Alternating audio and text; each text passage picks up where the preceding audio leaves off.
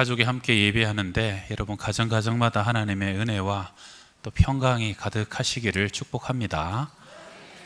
예배하는 가정이라는 제목으로 말씀드립니다. 오늘 직물공장, 특별히 그 실 작업을 하는 라인에 입사한 새로운 여직공들에게 공장장이 오리엔테이션을 합니다. 기계가 돌아갈 때 여러분이 특별히 조심해야 될 것은 없지만 만약에 실이 엉키기 시작하면 그때는 무엇보다도 먼저 해야 될 일은 즉시 공장장인 나에게 연락을 하세요 라고 당부를 합니다. 그리고 이제 며칠이 지났는데 여직공이 일을 하다가 좀 늦게까지 근무하다가 깜빡 졸았어요. 그리고 눈을 떠봤더니 앞에 실타래가 꼬이고 있는 거예요. 급한 마음에 가위를 가지고 이렇게 자르고 저렇게 자르고 풀려고 막 애를 썼는데 이게 산더미처럼 계속 실이 꼬이더니 기계 몇 대가 멈춰버립니다. 그래서 그때서야 겁이 나서 공장장에게 뛰어가서 실이 꼬였다고 얼른 좀 오시라고. 공장장이 와서 보니까 알고 이 모양새가 너무 심각해요. 그래서 버럭 흥분해서 소리를 지릅니다. 왜 나를 불러라고 하니까 안 불렀습니까? 뭐 하고 있었어요? 그랬더니 그 여직공이 저도 최선을 다했습니다. 그런데 이렇게 된 걸 어떻게 해요? 그래요. 그때 공장장이 하는 얘기가 당신이 최선을 다해야 할 것은 나를 부르는 것이었습니다. 나를 부르는 게 당신의 최선이에요. 그걸 기억하시라고. 그러고 난 뒤에 손을 이렇게 저렇게 대니까요, 깜짝같이 엉겼던 것이 풀어지고 다시 기계가 정상적으로 돌아가기 시작했다는 것이죠. 올해 우리 교회 표어는 풀어놓아 다니게 하라입니다. 여러분, 사람이 못 푸는 게 많아요. 하나님이 풀어주셔야 하나님의 보이지 않는 손이 우리 가정을 만져주시고 심령을 터치해 주시고 그리고 우리 교회 가운데 역사해 주셔야 풀어지게 되는 것이 있는 줄 믿습니다. 여러분의 가정에 묶인 것, 매인 것이 풀어지시고 그리고 오늘 예배에 참여한 우리 자녀들의 앞길과 모든 진로와 비전들이 주 안에서 다 풀어지고 열려지기를 축원합니다. 오늘 우리가 읽었던 사도행전의 본문의 배경은 사도 바울이 2차 전도 여행을 갔습니다. 원래는 1차 전도 여행 때 돌아봤던 아시아 지역의 교회들을 좀 견고케 하고 돌아볼 생각이었는데 여행하는 중에 환상을 보게 되죠. 마게도냐, 그러니까 유럽의 첫 성입니다. 마게도냐 사람 하나가 환상 중에 건너와서 우리를 도우라 라고 손짓을 합니다. 성령이 나를 부르시구나. 그래서 성령의 인도함을 받아 배 타고 유럽으로 마게도냐로 건너가죠. 그런데 그곳에 건너갔는데 가자마자 제일 처음에는 루디아라는 여자를 만나서 영접도 받고 또 그 여자 집에 거하면서 여러 가지 공개도 받지만 곧 복음 전도하는데 귀신 들린 여자가 쫓아와서 계속 소리를 지르고 힘겨워하게 됩니다. 그래서 그 여자에게서 귀신을 쫓았는데 그 여자 이용해서 돈벌이 하던 주인이 그 다음에는 그들을 억울하게 누명 세워서 고소하는 바람에 그들은 감옥에 들어가게 되고 매 맞고 옷도 찢김 당하고 감옥에 갇히는 신세가 되죠. 여러분, 가족도요, 이 병력이 중요하거든요. 할머니, 부모님들이 어떤 병을 앓았나 따라서 후손들이 나중에 나이가 들면 그 병을 조심해야 되는 것이 있고요. 그리고 도시도요, 영적인 병이 있어요. 그 도시 속에 특별히 영적으로 강하게 역사하는 병이 그들로 하여금 어둠으로, 사망으로, 죽음으로 몰아가는 영적인 병이 있는데 이 빌립보 도시는 금광으로 시작했던 도시입니다. 알렉산더의 아버지였던 빌립 2세가요 처음에 세워서 그 도시 이름을 빌립보라라고 이름을 지었고 그 다음에 엄청나게 많은 사람을 보내가지고 금을 채굴하게 하는데 1년에 금이 1000달란트, 무려 30톤 넘는 금이 쏟아져 나옵니다. 그래서 많은 사람들이 그 도시에 몰려들게 돼가지고 금광도시, 노다지 도시, 그래서 금맥을 캐가지고 내가 한몫 잡아보겠다 하는 사람에 의해서 그 도시가 이루어집니다. 그러니까 빌립보는 전통적으로 돈 많은 사람이 제일 성공한 사람이고요, 그리고 큰 일확천금을 노리는 사람이 모여들었던 도시였습니다. 그런데 그 빌립보의 바울과 실라가 복음 들고 들어가는 것이죠. 사실은 세상은 돈 많으면 최고다 그러고 돈 많이 번 사람이 성공했다라고 얘기합니다. 그런데 하나님은요, 성경은 그렇게 얘기하지 않아요. 돈 많이 버는 것은 좋은 일일 수는 있지만 그것은 축복이라고 얘기하진 않아요. 오히려 은사다. 노래 잘하는 사람이 있고 노래 못하는 사람이 있듯이에요. 돈 많은 사람이 있고 별로 없는 사람이 있어요. 돈 많은 사람은 뭡니까? 나누고 베풀어야 될 은사가 있는 은사를 가진 사람이지, 모든 사람이 다 부자로 살아야 된다 하는 것은 아니죠. 오히려 예수님은 가난한 자가 복이 있다, 마음이 가난하고 내 심령이 가난하고 또 내가 물질이 가난할 때 오히려 하나님을 더 의지하게 돼서 천국을 소유하게 된다라고 얘기하십니다. 그리고 너희는 먼저 그의 나라와 그의 의, 하나님을 먼저 구하라. 그것이 우선순위고 그 다음에 필요한 물질을 다 너에게 더하여 주실 것이라고 얘기하는 것이죠. 근데 빌립보는 그렇지 않았을 거예요. 돈 쫓아가는 것이 인생의 목적인 사람이 대부분인 것이에요. 하나님을 쫓아가는 것은 중요하지도 않고 그런 하나님을 알지도 모릅니다. 그런데 하나님을 증거하고 예수를 증언하니까 돈만 쫓게 해서 사람들을 콱 사로잡았던 어둠의 영이 가만히 바울과 실라를 놔둘 수가 없는 것이죠. 그래서 귀신 들린 여종이 먼저 들러붙습니다.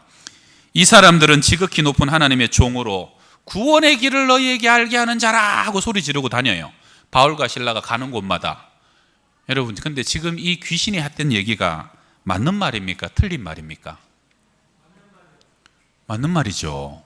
맞는 말인데 전도에 도움이 됩니까? 안 됩니까? 안 되죠. 왜요?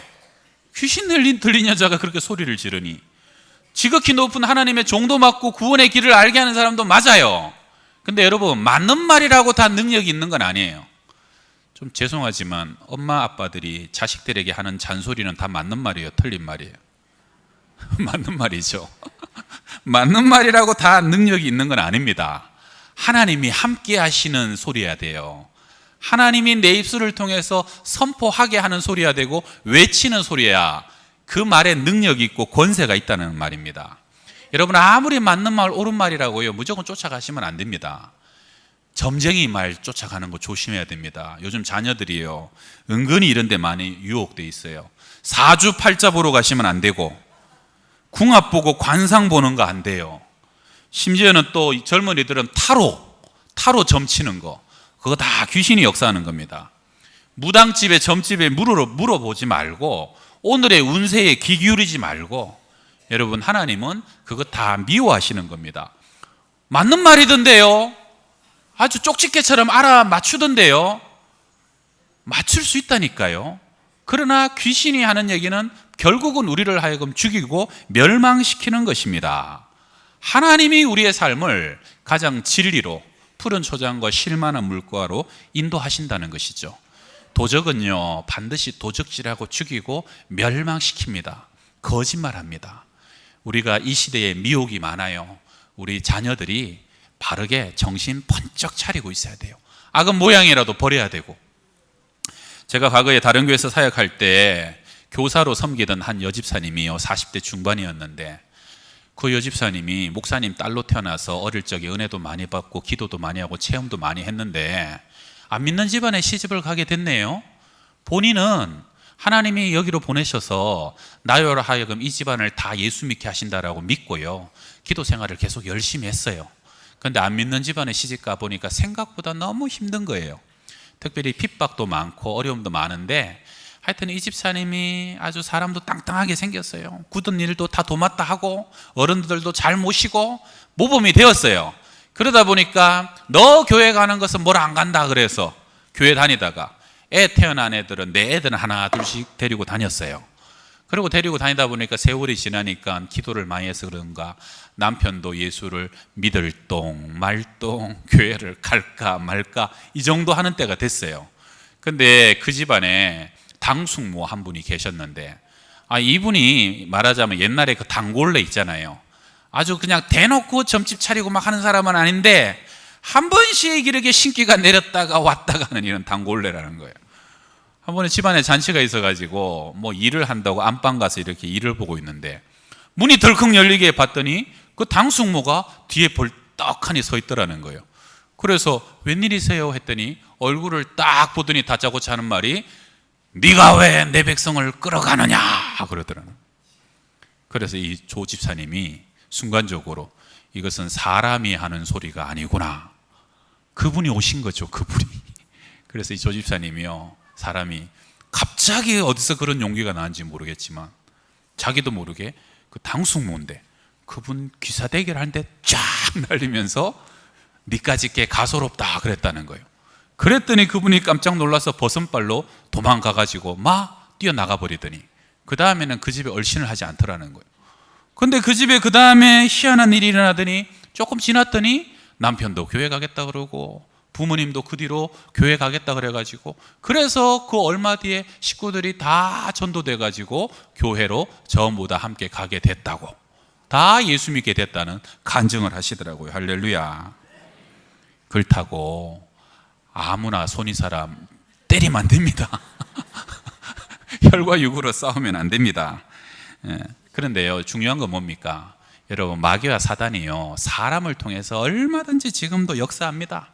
특별히 빛이 들어가면 어둠이 미워해요. 복음이 전파되면요, 귀신 섬기고 우상 섬기고 돈 섬기던 사람들이 하나님 섬기는 것을 세상의 악한 영은 너무너무 싫어한다는 것이죠. 바울이요, 여러 날을 괴로워하다가 그 귀신 들린 여자에게 명합니다. 예수 그리스도의 이름으로 내가 내게 명하노니 그 여자에게서 나오라 하니 즉시 귀신이 나오니라. 여러분, 살아가다가 혹시 내 안에 자꾸 악한 생각, 충동, 이상한 죄에 대한 어떤 욕정들, 그리고 막 자살 충동들, 꿈에라도 귀신이 역사하고 꿈에라도 가위 누르고 꿈에라도 힘겹게 하면 꿈속에서라도 예수의 이름으로 떠나가라 라고 명할 수 있길 바랍니다. 우리 집은 하나님만 섬긴다, 예수의 거룩한 피로 구원받은 나는 사랑하는 예수님의 하나님의 딸이다, 나는 사랑하는 하나님의 아들이라고 선언할 수 있기를 바랍니다. 그렇게 해서 귀신 들린 여종에게서 귀신은 떠나갔는데, 근데 더 큰 대왕 마귀가 뭡니까? 주인들 속에 있었던 탐욕입니다. 참 아이러니하죠. 귀신 들린 여자는요, 참 정상적이지도 않았을 거예요. 뭘 정상적인 생활을 했겠어요? 아마 머리 풀어헤치고 다녔겠죠. 근데 오히려 옷차림도 멀쩡하고 생김도 멀쩡했던 사람 속에 더 악한 영이 들어가 있었다는 거죠. 그들이 바울과 실라를 고소합니다. 돈 얘기는 하나도 안 해요. 이상한, 우리 동네에 와가지고 듣지도 전하지도 못할 이상한 풍속을 전한다 그래서 풍기문란으로 그들을 고소해버리게 됩니다. 그들은 매 맞고 옷 찢기고 감옥에 들어가는 것이죠. 여러분, 이 강팍한 사람들이요, 아무리 앞에서 기적이 일어나고 하나님의 능력이 일어나도 꿈쩍하지 않습니다. 특별히 돈에 매여버린 사람은요. 일본의 유명한 우찌무라 간조는 말하기를, 하나님이 인간을 저주하신다면 병 주고 실패 주고 배신이나 죽음 주는 게 저주가 아니다. 진짜 저주는 뭐냐? 첫 번째는 아무리 해도 하나님이 살아계신 것이 믿어지지 않는 마음에 강팍한 것이 저주고, 두 번째는 아무리 성경을 읽고 말씀을 들어도 그것이 내 귀에 들어오지 않고 감화되지 않는 그 마음이 저주고, 세 번째는 어떠한 상황 속에서도 감사가 없고 항상 불평, 불만, 불신만 일어나면 그것이 사실은 저주받은 인생이라는 거예요. 여러분, 나도 모르게 내 안에 감사가 일어나십니까? 말씀이 믿어지세요? 말씀이 은혜가 되세요? 하나님 살아계신 것이 믿어지세요? 우리 자녀들이 그런 인생이 되길 바랍니다. 그게 축복받은 인생이라는 것이에요. 평생 귀신에 사로잡혀서 귀신 노름하던 여자가요, 귀신이 풀려나도 그것 때문에 분노하는 사람이 있다는 것이에요. 왜 그렇습니까? 돈에 사로잡혔어요. 돈의 마음과 양심이 마비돼 버렸어요. 그러니까 그들의 인생의 목적은 오직 돈만 자랑하고 돈만 모으는 것이에요.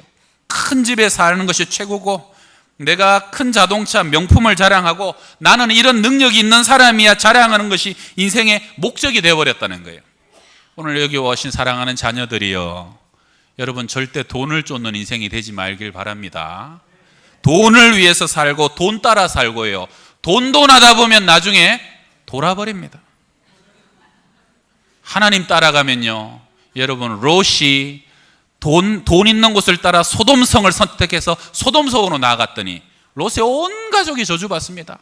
근데 아브라함이 하나님을 따라갔더니 나는 하나님만 따라가면 하나님 가시는 땅이 복지다라고 믿었을 때 하나님은 아브라함의 삶을 축복해 주셨다는 것입니다.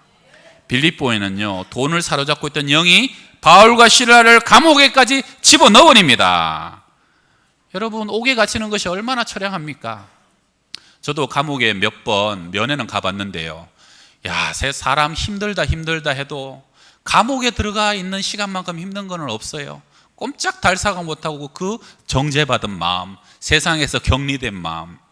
근데 여러분, 보통 사람들도 살아가다 보면 내가 꼭 감옥에 갇힌 것처럼 느낄 때가 있잖아요. 남자들은 군대 가면 야, 이게 감옥이구나, 처음에 그런 생각을 하게 되고요. 우리 요즘 학생들도 보니까 끊임없이 이 학원에서 저 학원으로 그냥 쉴 틈이 없어요. 그래서 초등학생이나 중고등학생이나 입시 감옥에서 갇혀버려가지고 나올 수가 없는 그 힘겨운 삶들, 잠도 못 자고 항상 마음도 편안하지 않고 휴일이 돼도 쉴 수 없는 것.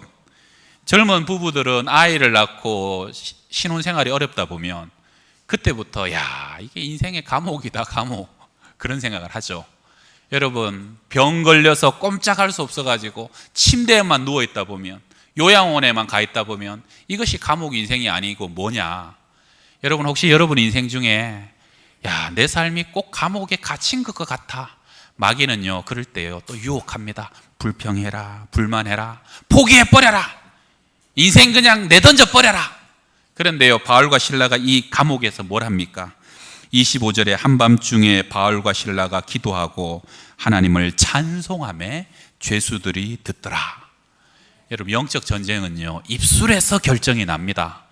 내가 그 입술에서 불평, 원망이 일어나느냐, 찬송할 수 없을 때 찬송하고, 감사할 수 없을 때 감사하고, 기도할 수 없을 때 기도할 때요, 그 입술을 통해서 하나님의 나라가 임하기 시작한다는 것입니다. 캄캄한 감옥에 한밤중 그 어둠과 낭만과 절망이 그들을 짓누를 때 바울과 실라는요 그 마음 깊은 곳에부터 그래도 이 가운데 우리와 함께 하신 하나님을 찬양하고 노래하고 기도하였을 때, 온 죄수들이 다 듣도록 그들이 찬송했을 때요, 하나님이 그때서야 옥을 흔들기 시작했다는 겁니다. 이에 갑자기 큰 지진이 나서 옥터가 움직이고 문이 곧다 열리며 모든 사람의 매인 것이 다 벗겨진지라. 할렐루야. 여러분, 찬양하고 기도할 때요, 감사할 수 없을 때 감사할 때, 그때 하나님은 그 가운데 일하십니다. 끝까지 인내하고 마지막으로 내가 주님 그래도 하나님을 신뢰합니다라고 고백할 때 하나님은 내 삶 가운데 친히 일하시고 역사하신다는 겁니다. 그러니까요, 옥을 지키던 간수장이 무릎을 꿇고 내가 어떻게 해야 구원을 얻으리까? 라고 질문을 하게 되고, 그때 유명한 말씀이 선포되죠. 따라해 봅시다. 주 예수를 믿으라. 그리하면 너와 내 집이 구원을 받으리라.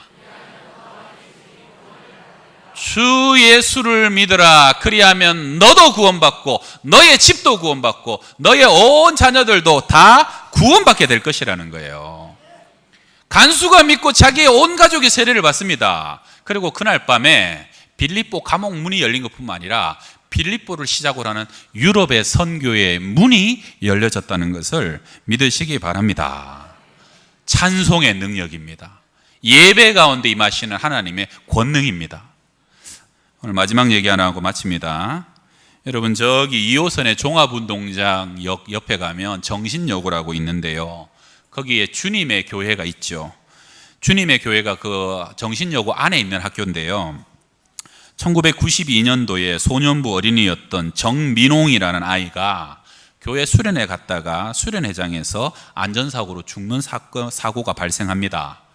담임 목사님과 교인들이 이만저만 놀란 게 아니었죠. 그때 그 교회 담임 목사님이, 여기 이제 백준영 교회에 계시는 이재철 목사님이 거기 담임 목사님이셨는데, 이재철 목사님은 그 사건을 두고 당신의 책에서 나는 5번 놀랐다라고 이렇게 기록을 해요. 첫 번째는 뜻하지 않게 아이가 수련회장에서 죽으니까 얼마나 놀랐습니까? 두 번째는 그 아이가 죽었는데 그 아버지와 엄마와 가족들이 보여준 놀랍도록 의연한 모습에 놀랐다 그러고요. 세 번째는 그 아이의 장례식을 교회에서 치렀는데 장례 다 치르고 제일 말미에 아버지 정성기 집사님이 나와서 인사말을 하는데 그 인사말 5가지의 감사에 너무 놀랐다는 거예요. 뭐라고 인사하셨나 보면 저에게 5가지의 감사가 있습니다. 첫 번째, 우리 민홍이 모태에서부터 믿게 하시고 유아세례 받게 해주신 것 감사하고, 두 번째, 우리 민홍이 세상의 죄악과 탐욕에 오염되기 전에 깨끗하고 순결한 영혼으로 주님 데려가 주셔서 감사하고, 세 번째, 교통사고나 세상의 굳은 일로 부르신 것이 아니라 하나님 말씀 배우고자 수련회장에 왔다가 천국 가게 해주셔서 감사하고, 네 번째, 민홍이가 차지하고 있던 자리가 당장은 공허하게 보이겠지만 하나님 감당할 시험만 주신다고 했으니까 그 빈자리 채워주실 것 믿어서 감사하고, 마지막 다섯 번째, 이 며칠간 교인들이 진심으로 우리 가족을 위로해주고 기도해준 그 사랑에 고개 숙여 깊이 감사합니다. 교인들이 슬픔도 슬픔이지만 그 놀라운 믿음에 눈물을 흘리지 않은 사람이 없었답니다. 그리고 목사님이요, 그 다음에 또 네 번째로 놀란 것은 그 다음 주일에, 지난 장래에 그렇게 고백한 것도 감사한데 너무 정말 감사하다고 이 강단에 아름다운 꽃을 이렇게 봉헌을 하고요, 그리고 그 교회가 몇천 명이 될 때였어요. 몇천 명 되는 그 교인 모두에게 떡을 준비해서 한 사람 한 사람 돌리는 그 모습에 감사했고, 마지막 다섯 번째는요, 그 사고 때문에 교회가 큰 시험에 들 줄 알았는데 지나고 나니까 오히려 모든 사람의 믿음이 성장하고 성숙하고요, 오히려 그 사건 때문에 교회 안에 더 깊은 사랑과 믿음이 자리 잡는 그러한 역사가 주어진 것 보고 깜짝 놀라게 되었다는 겁니다. 그리고 그 사건 이후에 하나님께서는 정 집사님 부부 가정에 정애진이라는 딸 하나와 정세웅이라는 아들 하나를 더 주셔서 일남일녀를 선물로 주셔서 그 빈자리를 채워주셨다는 것입니다. 할렐루야. 감사하고 찬양할 때요, 여러분 아무리 그 가족을 박살내고 그 교회를 흔들려고 하는 사단의 세력이 맹 못 추는 거예요. 떠나가는 것이에요. 우리가 예배할 때요, 지금 이 사슬과 이 묶인 것은 사람이 절대 못 푼다고 생각해도 사람이 예배할 때 이스라엘의 찬송 중에 거하시는 주님께서 친히 일하시는 것을 믿으시기 바랍니다.